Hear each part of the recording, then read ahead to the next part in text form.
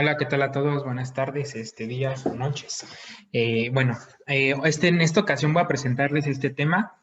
Veremos esta parte de repaso finalmente y hablaremos justamente un poco de modelos atómicos. Toda esta parte histórica que, bueno, es muy relevante conocer cómo es que el átomo, pues poco a poco, conforme avanzó el tiempo, fue evolucionando todas las estructuras hasta finalmente convertirse al átomo que actualmente todo el mundo conocemos, ¿no? Esa estructura clásica que podemos ver a veces en algunas caricaturas de cómo nos pintan finalmente al átomo. Pero antes de que fuera, digamos, como actualmente lo conocemos, pues fue modificando. Conforme el tiempo, varios científicos, varios fueron modificando las estructuras del átomo hasta que finalmente, bueno, ya se tiene el modelo actual, que es justamente lo que veremos en este momento. Y bueno, las primeras personas, pues prácticamente que se les ocurrió en algún momento la palabra átomo, son los personajes que vemos en estas imágenes de aquí. Tenemos a Leucipo y, bueno, Demócrito. En este caso, pues finalmente estos dos personajes acuñaron en algún momento la palabra o el término átomo, significando finalmente que no se puede dividir. Ese como tal es el significado de la palabra átomo, que no se puede dividir. Y por ende, pues ellos creyeron en algún momento que existía algo de lo cual formaba finalmente la materia propiamente. Y a eso fue lo que le conocieron con el nombre pues, de átomo finalmente. En este caso tenemos que saber también nosotros que básicamente el átomo está conformando, según Leucipo y Demócrito, está conformando todas aquellas sustancias que conocemos. Cualquier sustancia que conozcamos nosotros, según Leucipo y Demócrito, pues básicamente, bueno, está formada por átomos, que es lo característico de estos personajes como lo mencionan. Básicamente para ellos, si pudiéramos como representar el átomo, es esto, un punto prácticamente. Así como les coloqué aquí este punto, eso es lo que para ellos representaba en ese momento el átomo.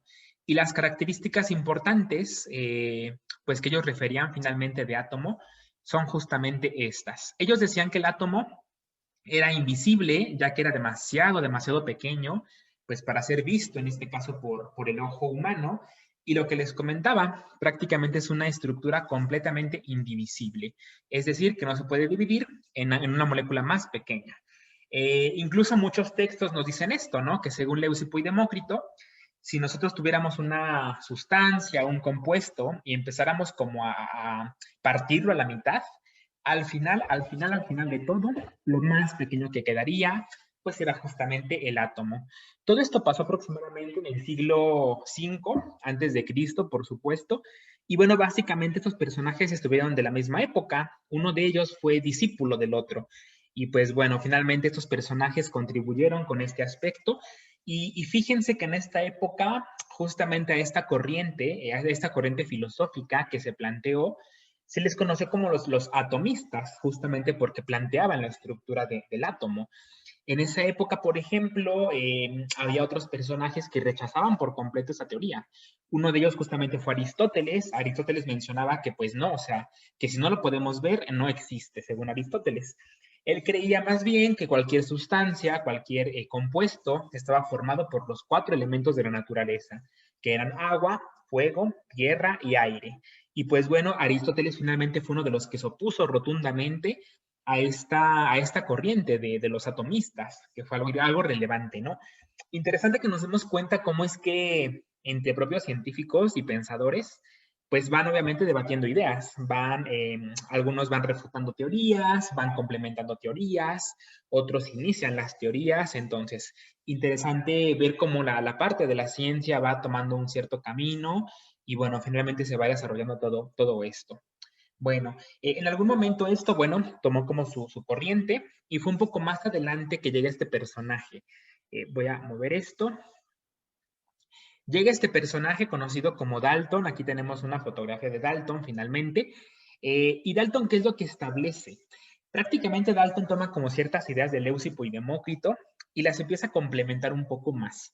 Dalton nos dice, según pues, su modelo atómico, Dalton nos menciona que la materia prácticamente está formada precisamente por átomos. Él como que sí apoya un poco esta parte de Leucipo y Demócrito. Él sí perfectamente lo apoya. También dice que son indivisibles. Dice que pues prácticamente es lo más pequeño que existe, que algo más pequeño que el átomo no existe como tal, ¿no? Y bueno, aquí vemos una imagen de lo que Dalton se imaginaba en su modelo atómico. Tenemos aquí pues el elemento cobre, elemento oro finalmente, y pues nos damos cuenta que aquí los átomos de cobre, vean, pues únicamente es una esfera, básicamente es una esfera, igual que los átomos de oro, pues son una esfera finalmente, ¿no? Lo importante de esto es que, bueno, Dalton esto lo hizo en 1808 y algo muy relevante de su teoría es que él planteaba lo siguiente. Él decía que prácticamente los átomos de un mismo elemento son iguales entre sí. ¿Cómo lo podemos ver aquí? Nos damos cuenta, aquí tenemos el átomo de cobre, un átomo de cobre, otro, y vean cómo entre átomos de cobre son idénticos. Los dos son de color aquí rojo, son completamente idénticos.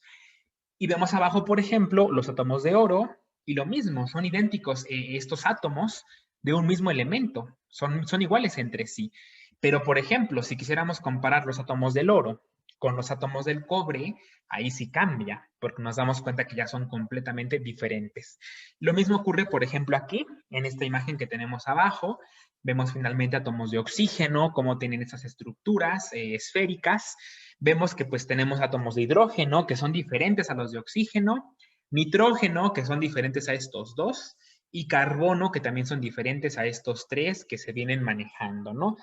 Por eso lo más relevante de aquí de Dalton es justamente esto, que los átomos de un mismo elemento son iguales entre sí y que prácticamente él planteaba que el átomo pues era finalmente una figura esférica indivisible. Era como lo planteaba finalmente Dalton en su modelo atómico.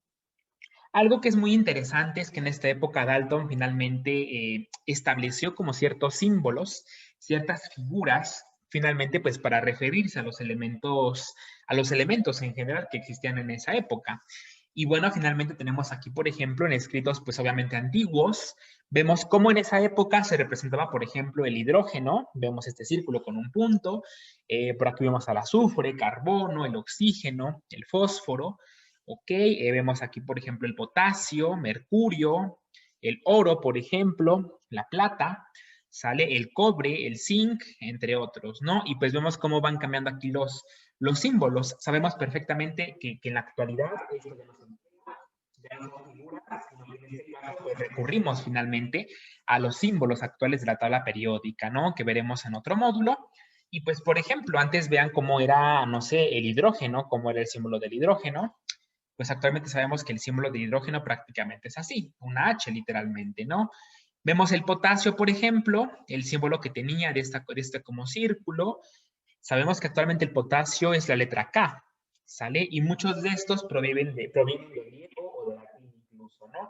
Calium, por ejemplo, para referirnos a potasio, natrium, para referirnos, por ejemplo, a sodio, aurum, para referirnos al oro, por ejemplo, y pues bueno, cuprum, el cobre, pues finalmente son terminologías que fueron cambiando conforme el tiempo. Pero bueno, interesante ver estos cambios, cómo es que en algún momento de la historia, pues los elementos químicos que actualmente conocemos tenían diferentes simbologías. Ok, y bueno, básicamente como nos vamos dando cuenta, nada más quiero aquí como que puntualizar algo, vamos en orden en este caso histórico, vamos literalmente haciendo una línea del tiempo desde voy a cambiar tantito esto, desde lo más antiguo, vamos avanzando a épocas un poco más recientes, como fue Dalton, y vamos llegando pues finalmente a etapas más recientes de la historia, ¿no? Esto finalmente va de forma temporal, vamos avanzando de lo más antiguo que se sabe de los átomos a lo más reciente, ¿no? Que abordaremos hasta ahorita, pues ya al final veremos cómo es nuestro modelo atómico actual que tenemos. Bueno, después de este personaje de Dalton, llegó otro personaje conocido como Thomson, y a Thomson se le atribuyen dos cosas. Se le atribuye como tal, primeramente, bueno, saber en qué momento hizo esto de la historia, lo hizo en 1898. Algunos autores aquí ponen 1897. Entonces, se los menciono por si, bueno, pueden encontrar las dos fechas, 1898 o 1897. Pero bueno, ¿qué fue lo que realmente se le atribuye a Thomson? Aquí tenemos una imagen de este personaje tan importante que fue Thomson. Y a Thomson se le aplauden dos cosas importantísimas. Primeramente, fue aquel personaje que descubrió el electrón. ¿Esto qué implica? Implica entonces que Dalton, las esferas que él tenía eran eléctricamente neutras. Para Dalton no tenía ninguna carga eléctrica. Sin embargo, cuando apareció Thomson, pues justamente como él descubre estos electrones, estas partículas cargadas, se empieza a modificar todo. ¿Y cómo fue que lo hizo? ¿Cómo fue que descubrió todo esto? Básicamente lo que él ocupó aquí fue un experimento muy interesante. Tenemos aquí arriba el experimento que él empleó, donde finalmente aquí dentro tenemos un tubo de rayos catódicos, que era como en esa época se le denominó, y aquí tenemos un gas que finalmente, bueno, lo que se le hace aquí es pasar alta corriente a un electrodo que queda cargado con carga negativa y se le pasa corriente a otro electrodo que pues queda cargado con carga, en este caso positiva. No tenemos que olvidar, jóvenes, que los electrodos prácticamente son como tipo antenas, por así llamarle, donde están captando o donde están produciendo cierta carga eléctrica. Los electrodos que tienen carga negativa se les llama cátodo y los electrodos con carga positiva se les denomina ánodo. Y entonces, ¿qué fue lo que hizo Thomson en este experimento? Prácticamente lo que él hizo fue pasar alta corriente y se dio cuenta que a partir del cátodo, de este que tiene carga negativa, se emanaban ciertos rayos, ciertas partículas estaban emanando y prácticamente se dirigían hacia donde se encontraba el ánodo. Es decir, se dirigían a este polo positivo. Y él dijo, bueno, lo que se esté produciendo aquí tiene que tener a fuerza carga negativa. ¿Por qué? Porque está siendo atraído por la carga positiva del ánodo. Y en ese momento él se dio cuenta que, bueno, finalmente los átomos no estaban así como eléctricamente neutros, como lo planteaba, por ejemplo, Dalton, sino que él se dio cuenta que tenía que existir algo, una carga negativa, una partícula más bien, que tuviera una carga negativa precisamente en el átomo, que pues permitiera justamente esta atracción en el tubo de rayos catódicos. Y bueno, gracias a este experimento que él realizó, se le atribuye el descubrimiento justamente del electrón. En este momento, obviamente, para él, el electrón, el modelo, como él se lo imaginaba, pues era el siguiente. Lo podemos ver justamente aquí. Voy a mover esto. Lo podemos ver justamente aquí y nos damos cuenta que finalmente, vean, prácticamente los electrones son estos de color verde, que tienen carga negativa, y él creía, él se imaginaba como si fuera una esfera, por ejemplo, de unicel, y ahí incrustado, pegados, pues estaban los electrones. Y esto finalmente, pues bueno, surgió de aquí el nombre de este modelo de una forma muy interesante. Se le conoció en esa época como modelo del panque de pasas, modelo del pastel de pasas, modelo del budín también, que fue como se le conoció con varios nombres. ¿Y por qué? Pues porque si nosotros acudimos, en este caso, vemos cómo está formado un pastel de pasas, las pasas prácticamente están incrustadas, las pasas serán los electrones. Estas de aquí serían básicamente los electrones. Y de ahí que, bueno, se le acuñara este término del modelo de panque de pasas, de budín, de panque de pasas, de pastel de pasas, ¿no? Y pues bueno, básicamente eran las ideas que él tenía, era su modelo, como él lo establecía, pues prácticamente una esfera que tenía una carga positiva e incrustada en esta esfera se encontraban múltiples partículas conocidas como electrones, pues cuya carga fue una carga negativa. Fue gracias a los electrones que él pues culpó a este experimento, ¿no? Dijo que pues aquí este cátodo, como tenía electrones, eran atraídos al polo positivo de esta cámara, ¿no? De rayos catódicos. Y bueno, este principio después sirvió porque, bueno, aquí nos damos cuenta, se empleó una pantalla fluorescente, porque ya en el futuro se emplearon pues para algunos tipos de televisores que empleaban justamente estos principios de emisión. Claro que los electrones cuando chocaban aquí con la pantalla, pues generaban una imagen es lo que estaban ahí generando, ¿no? Y de ahí que, bueno, esto fue muy útil para un desarrollo posterior de otros experimentos, de otras invenciones de la humanidad. Y recordemos esto en 1897-98. Ok. Bien. Avanzando con todo esto, voy a cambiar aquí un momento esto.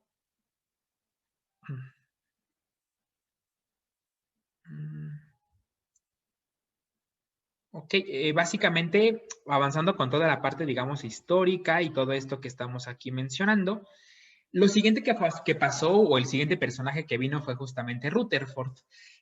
Rutherford, como nos damos cuenta, pues vean, prácticamente fue un poquito ya más reciente estos descubrimientos que hizo, y estamos hablando prácticamente de 1911 que él realizó pues estos descubrimientos. Básicamente a Rutherford se le acuña que él prácticamente determinó que los átomos no se encontraban así, no se encontraban como los átomos que planteaba Thomson, sino que los átomos contenían dos zonas, un núcleo y una corteza. Prácticamente fue lo que él estableció con esto. Él decía justamente que en ese núcleo, que pues en este caso aquí en la imagen tenemos nosotros el núcleo, eh, él decía que justamente este núcleo, bueno, pues tenía una carga positiva. Ahí en este núcleo se encontraba cargada finalmente toda la energía positiva del átomo. Y la corteza, que pues básicamente era toda la parte periférica, que para él prácticamente pues eran como orbitales de forma circular, donde se encontraban girando aquí los electrones, que en este caso vean cómo aquí ya cambió el modelo. Ya no es el modelo donde el electrón estaba incrustado en la esfera, no, ahora el electrón se encuentra girando en ciertas órbitas en la zona conocida como corteza. Bueno, aquí tenemos una imagen de Rutherford y básicamente, ¿qué fue lo que él hizo? Tenemos que saber también aquí qué fue lo que él, pues digamos, encontró en todo esto, ¿no? O cómo fue que lo hizo finalmente. Bueno, resulta que él lo que hizo fue generar a partir de un elemento radioactivo radiación, es decir, partículas con carga positiva, que pues básicamente se les conoce como partículas alfa. Y lo que él hizo fue básicamente bombardear una lámina de oro, que tenemos aquí justamente la lámina de oro, bombardeó esta lámina de oro con estas partículas alfa que contenían carga positiva. ¿Qué fue lo que él pensó? Él dijo, bueno, si es cierto lo que dice Thomson, donde precisamente en el núcleo, o bueno, en esta esfera central es carga positiva y está distribuida de forma uniforme, pues teóricamente tiene que pasar todo. Todos los rayos que aquí yo produzca tienen que penetrar completamente la lámina de oro. No tendrán que desviarse. ¿Por qué? Pues porque teóricamente la carga del átomo está distribuida uniformemente. Eso fue lo que él pensó. Dijo, bueno, según Thomson, la carga del átomo tiene una distribución uniforme, por lo tanto, si yo bombardeo esta lámina de oro, como todas las partículas que van aquí van uniformemente, todos los rayos tienen que atravesar perfectamente. ¿Cuál va siendo aquí la sorpresa o el descubrimiento? Que al momento en que él intenta hacer este experimento, parte de las partículas alfa que bombardeó, algunas sí atraviesan y sin cambiar de dirección, algunas más se desvían y otras rebotan completamente.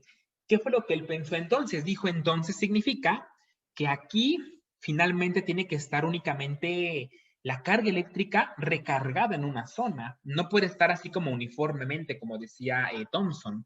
Y en ese momento él establece que existe un núcleo y que en ese núcleo es donde se concentra toda la carga positiva del átomo. Y básicamente él hizo referencia a que entonces tenía que existir también una partícula cargada positivamente que se encontrará finalmente aquí en el núcleo. Y es como él llega justamente al descubrimiento del protón. Él establece que pues en el núcleo aquí se concentra la carga positiva, aquí se encuentran todos los protones que tienen cargas positivas también, y que básicamente en la corteza de los átomos, que pues es la zona más periférica, ahí se encuentran ciertas órbitas muy parecidas a las del sistema solar, en las cuales pues básicamente ahí están girando los electrones del átomo. Y pues bueno, fue básicamente que es lo que hizo aquí Rutherford como personaje, ¿no? Un dato interesante de esto es que en esa época pues obviamente trataban como de hacer más descubrimientos, dentro de ellos finalmente lo que también trataron de hacer aquí es buscar el tamaño que existía, por ejemplo, entre el núcleo y la última órbita, por ejemplo. Trataron aquí como de buscar este tipo de relaciones. Y bueno, aquí se llegó a una relación bien interesante, que aquí les represento con una imagen. Se dice que si pudiéramos hacer como un modelo en tercera dimensión de un átomo, se supone que en una cancha de fútbol, una cancha de fútbol, si yo en el centro, vamos a poner aquí en el centro, déjenme colocar. Aquí en el centro, por ejemplo, ok, si yo pusiera aquí en el centro un chícharo o un guisante, como le llaman, Eso representaría el núcleo. Ese tamaño tiene nuestro núcleo. El núcleo es muy pequeño. Tendría el tamaño de un chícharo comparado con todo un estadio de fútbol, por ejemplo. Y nos damos cuenta que el núcleo realmente, vean, es muy, muy pequeño. Realmente el núcleo es una estructura muy pequeña y realmente pues vean cómo los orbitales son más grandes, o sea, abarcan más espacio, ¿no? Y bueno, me parece un dato muy interesante saber que el núcleo es bastante pequeño. Básicamente les digo, si fuéramos comparativos, el núcleo es un chícharo en comparación a todas las órbitas que son un estadio de fútbol, ¿no? Es bastante pequeño aquí el núcleo y pues bueno, es importante que lo tomemos también aquí en cuenta. Bien, ok, bien. Y bueno, básicamente después de esto, igual, repito, vamos aquí de forma histórica con todo esto. Tenemos después a un siguiente personaje. Este personaje también se le acuñaron varios conceptos interesantes que ahorita les voy a comentar, porque fue justamente Bohr, Niels Bohr, el que prácticamente estableció todo esto. Fíjense que Niels Bohr pues, es un personaje histórico muy renombrado, no solamente en la parte pues, de la química, sino incluso tenía familiares que contribuyeron a otros experimentos de la medicina, de la fisiología, por ejemplo. Entonces, bueno, sí es muy interesante todo esto. Y básicamente, ¿qué fue lo que aquí Bohr estableció? Bueno, Bohr planteó una situación muy interesante. Dense cuenta, por ejemplo, quiero retomar aquí un poco esto. Dense cuenta cómo la evolución del átomo fue avanzando conforme el tiempo, pero así conforme se fue avanzando en el tiempo, se fueron agregando cosas. Aquí básicamente era un punto, aquí ya fue una esfera, aquí básicamente era el panque de pastas, que ya era un poquito más compleja la estructura, y bueno, aquí ya casi estamos súper cerca de lo que actualmente conocemos como átomo, ¿no? Pero bueno, esto fue avanzando conforme el tiempo y llegamos justamente a Bohr. ¿Qué era lo que aquí decía Bohr justamente sobre esto? Bohr se mantenía también en la misma idea que el anterior, que en este caso fue Rutherford, sobre las órbitas. Bohr sostuvo la idea de que sí, efectivamente, existen zonas conocidas con el nombre de órbitas y que, bueno, en cada una de estas órbitas se encuentran girando los electrones. ¿Sale? Como lo podemos ver justamente aquí. ¿Ok? Aquí tenemos finalmente las órbitas. Tenemos aquí una órbita, otra órbita y otra órbita. Y bueno, importantísimo que estas órbitas reciben varios nombres. Se les conoce como órbita, se les conoce como capa, se les conoce como orbital. Y ya en este contexto de Bohr, él agregó un concepto muy interesante, que justamente fue nivel energético. Con esta palabra de nivel energético, él empezó a hacer referencia a algo ya más complejo. Él no únicamente ya se quedó con la parte, digamos, de las capas de los electrones, no, sino que aquí fue haciendo un poquito más complejo todo esto y pues básicamente fue mejorando pues toda la dinámica de cómo trabajaba el electrón. Cuando él hacía referencia, por ejemplo, en este caso a los niveles energéticos, pues justamente se refería a que cada nivel energético representa justamente pues una orbital. Y este orbital finalmente, por ejemplo, aquí en este átomo que tenemos aquí nosotros, tenemos 1, 2, 3 orbitales. Implica que el más cercano al núcleo es N1, el que sigue es un N2 y el que sigue básicamente es un N3. Es decir, que esto básicamente va aumentando el número de orbitales finalmente y saber que los orbitales que se encuentran cerca del núcleo son orbitales de baja energía, mientras que los orbitales que están más en la periferia son orbitales de alta energía. Muy interesante saber aquí que finalmente estos átomos o los modelos de Bohr finalmente nos plantean lo que les decía en los módulos anteriores, de repaso finalmente. Y eso es justamente que los últimos electrones del último orbital se les llama electrones de valencia, ¿ok? Que era básicamente lo que les comentaba la vez pasada, son los famosísimos electrones de valencia. Y bueno, estos electrones de valencia, que se abrevian como Val, ¿ok? Los electrones de valencia, pues son aquellos electrones que están participando en la formación de los enlaces. Son justamente estos los que intervienen en las reacciones químicas de un elemento con otro, por ejemplo, ¿ok? Y bueno, importante que vayamos aquí puntualizando todo esto. Entonces, vean, este, por ejemplo, sería N1, este de aquí sería N2, y este orbital sería básicamente N3. Y a eso se refiere justamente con los niveles energéticos. Que bueno, ya veremos un poco más adelante en la parte de tabla periódica, que es muy fácil saber cuántos orbitales tiene un elemento determinado. Y esto depende de algo que se llaman periodos. Por ahí, igual y ustedes ya de prepa sabrán a lo mejor que los periodos son de forma horizontal. Básicamente tenemos la tabla periódica, la veremos obviamente pues más adelante, pero yo tengo aquí mi tabla periódica muy esquemática y bueno, los periodos son prácticamente así, son verticales los periodos, periodo 1, 2, 3 y demás, ¿no? Según el periodo en el cual se encuentre, será justamente el número de orbitales que un átomo pues prácticamente contenga, ¿de acuerdo? Bueno, vamos a borrar esto porque del de Bohr sí es un poco más de información que tenemos que conocer.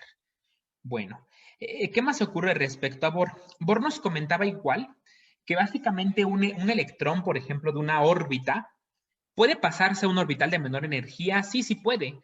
Por ejemplo, puede ser que este de aquí se brinque al siguiente orbital de baja energía. Sí, sí puede. O al revés, a lo mejor que uno de aquí se brinca al siguiente orbital, que en este caso sería de alta energía. Acuérdense, jóvenes, que el que está más cerca del núcleo es de baja energía y el que está más lejos del núcleo es de alta energía. ¿Sale?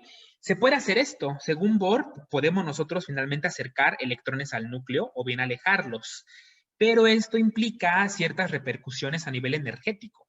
Por ejemplo, vamos a plantearlo de la siguiente forma. Cuando nosotros, vamos a poner aquí otro color, cuando nosotros acercamos un electrón al centro del núcleo, el núcleo libera energía en forma de luz y calor. Dato interesante.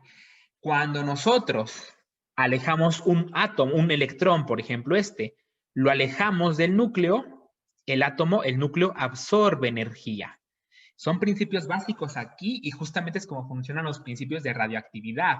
Incluso de cuestión como las bombas nucleares, pues aquí funcionan los principios de esta forma, ¿no? Finalmente podemos ver aquí reflejado este aspecto donde nosotros tenemos un acercamiento de un electrón alejado al núcleo y eso me desprende energía. Es una forma como de compensar, ¿no? Y al revés, cuando yo tengo un electrón y lo alejo de su núcleo, este núcleo absorbe energía básicamente. Y bueno, sí, en este modelo de Bohr sí nos está puntualizando mucho que sí se puede, que sí se permite que básicamente un electrón pues vaya en este caso de un orbital a otro, que es uno de los conceptos que igual aquí nos está pues reforzando Bohr. Ahora, sabemos que todo este desarrollo, digo, como lo fuimos viendo desde un inicio, ya les comentaba que con Leucipo, por ejemplo, pues finalmente había mucho debate porque, digo, estaba Leucipo, pero no era el único. No era el único, es decir, había más personajes, había más científicos de la época, y bueno, muchos de ellos, como yo les comentaba, algunos refutaban teorías, otros las aceptaban, otros las complementaban. Aquí básicamente pues era ver quién sabía más casi, ¿no? Pero bueno, básicamente cuando salió el átomo de Bohr o el modelo atómico de Bohr, llegó un personaje un poco después, que fue justamente Sommerfeld. Sommerfeld básicamente complementó como tal el átomo de Bohr, hablando justamente de subniveles. ¿Y a qué hace referencia a los subniveles? Vean este ejemplo que tenemos aquí del átomo. Y aquí pues básicamente parece un sistema solar. Nos damos cuenta que pues todo está plano, parece que es un sistema solar. Pero ya el átomo real no es así. ¿Por qué? Porque pasa lo siguiente en un átomo real. En los átomos reales básicamente ocurre el siguiente efecto. Supongamos que esta órbita gira en esta dirección y no es completamente perfecta, vemos que es un poco elíptica. La de aquí, por ejemplo, gira en esta dirección. La más cercana, por ejemplo, imaginemos que gira en esta dirección y el núcleo pues básicamente se encuentra aquí. ¿Esto qué implica? Que lo que hizo aquí Sommerfeld es establecer que cada uno de estos niveles energéticos tienen a su vez pequeños subniveles energéticos. Y de ahí surge entonces precisamente que nosotros, cuando estudiamos la parte de química, tengamos que describir muchas veces cuál es la dirección de cada orbital, en qué dirección, en qué plano.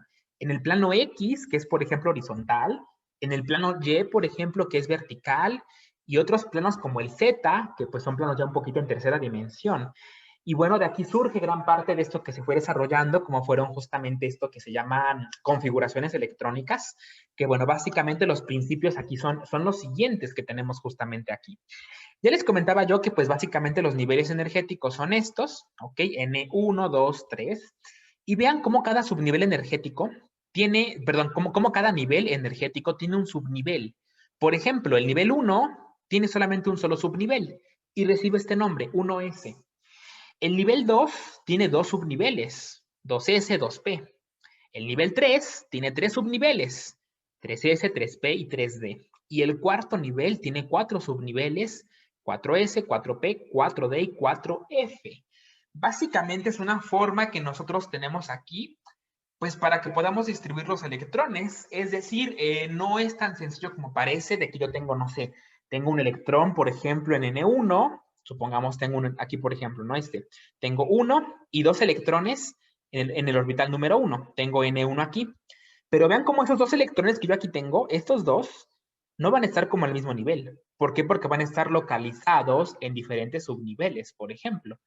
Y básicamente esto nosotros lo podemos representar en algo conocido como configuración electrónica, donde nosotros lo que hacemos aquí básicamente es de forma gráfica distribuir los diferentes electrones de las diferentes capas en sus subniveles.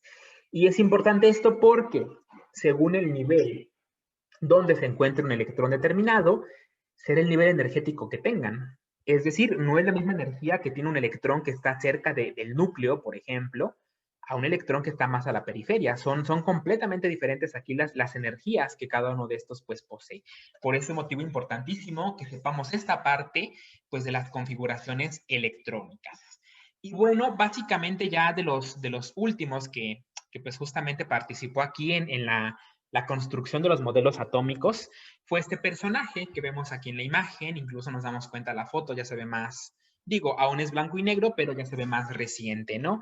Y fue justamente Chadwick, este personaje, que en 1932 hace un descubrimiento muy importante y justamente muy interesante igual, que justamente descubre el neutrón. Es decir, que le agrega a estos modelos atómicos, pues le agrega justamente el neutrón. Fue un descubrimiento muy difícil porque de hecho, pues como sabemos, los neutrones carecen de carga, son eléctricamente neutros. No es como los protones, que pues son carga positiva y que pues de eso se valió el personaje que los descubrió, pues para encontrarlos, ¿no? O los que son de carga negativa, que también aprovechó que tenían carga negativa, pues para estarlos descubriendo. Por ese motivo el descubrimiento del neutrón, pues sí fue un proceso muy complejo, no fue tan sencillo de realizar. Y bueno, de aquí este personaje, pues básicamente es que se crea nuestro átomo, nuestro modelo atómico casi actual, porque ahorita les puntualizaré que se fue agregando en lo más actual. Y vemos aquí finalmente el modelo atómico de Chadwick, ya vemos cómo integra en el núcleo, le agrega el neutrón, que lo podemos ver aquí de color rojo, de por sí los protones que ya tenían y obviamente los electrones que, bueno, se encontraban girando en sus orbitales respectivos, ¿no? Importante que después de este descubrimiento del neutrón, vinieron como vino un auge muy grande. Y ese auge muy grande corresponde a la mecánica cuántica. Porque ya en estas épocas empezó Max Planck, Albert Einstein, entre otros personajes, pues justamente a perfeccionar los conceptos del átomo. Los empezaron a perfeccionar, pero a un nivel ya más complejo. De ahí que la tendencia actual es que a todo esto se le agrega la famosísima mecánica cuántica, el principio de incertidumbre de Schrödinger, por ejemplo, donde, bueno, actualmente sabemos que nosotros no podemos saber en qué momento se encuentra el electrón aquí, por ejemplo. De hecho, no se sabe, no podemos saber en qué parte de la órbita se encuentra un electrón en un X momento. No lo podemos hacer. Y de ahí que, bueno, el principio de incertidumbre de Schrödinger, de Heisenberg, todos los principios finalmente que fueron establecidos, pues básicamente complementaron esta parte del modelo actual.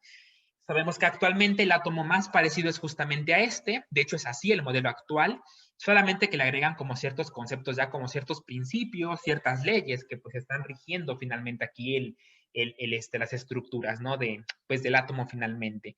Y vean todo el proceso que pasó para que realmente llegáramos a conocer cómo es el átomo. Sabemos actualmente que los átomos básicamente el ojo humano no los puede percibir. De hecho, un microscopio de forma de laboratorio tampoco los puede percibir. Tenemos que emplear microscopios muy especiales, muy especiales, y en este caso microscopios electrónicos, donde podemos emplear bombardeo de electrones para ver estructuras muy pequeñas, por ejemplo. Pero bueno, jóvenes, básicamente aquí lo relevante es todo esto. Es importante que conozcan esta parte de las fechas, que sepan qué fue lo que cada uno hizo y sobre todo, pues bueno, las partes claves de cada modelo, ¿no? Recordemos, pues, cuál fue el del panque de pasas, cuáles eran únicamente de forma esférica, quién descubrió el neutrón, quién el protón, quién fue el electrón. Y bueno, finalmente todo esto fue evolucionando. Muchos de esos personajes fueron discípulos del otro y pues obviamente fueron como perfeccionando, ¿no? De ahí esta frase igual aquí que se cumple muy buena sobre, bueno, que el alumno supera al maestro, ¿no? Aquí pues se vio muy reflejado todo esto.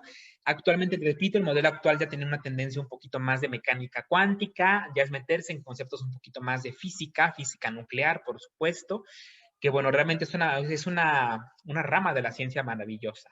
Creo que a mi parecer es la más importante de todas, porque explica todo. Realmente la física cuántica, la física nuclear, pues tratan de explicar el propio origen del universo, lo cual obviamente, pues bueno, no es nada sencillo hacerlo, ¿no? Y bueno, actualmente la tecnología ha avanzado muchísimo, y pues obviamente esperemos que esto siga progresando, siga habiendo obviamente pues cambios, y no dudo que en unos años más todo esto pues finalmente vaya cambiando conforme el tiempo. Bueno, espero que les haya gustado esta parte del módulo, este repaso breve como tal de modelos atómicos, un tema bastante corto, pero pues bastante importante, porque son preguntas clásicas que nos van a hacer, que lo vemos desde secundaria, ¿no? Que nos hacen preguntas desde secundaria del átomo, pasamos a la prepa y continúan haciéndonos finalmente preguntas. Y bueno, vamos a aplicar examen de admisión y no es decepción, también nos preguntan cosas del átomo y tenemos que entenderlo porque obviamente más adelante, pues esto obviamente son los principios básicos para entender otro tipo de estructuras más grandes, ya como son los compuestos y otras moléculas que, bueno, están presentes. Bueno, espero que les haya gustado y nos vemos hasta la próxima.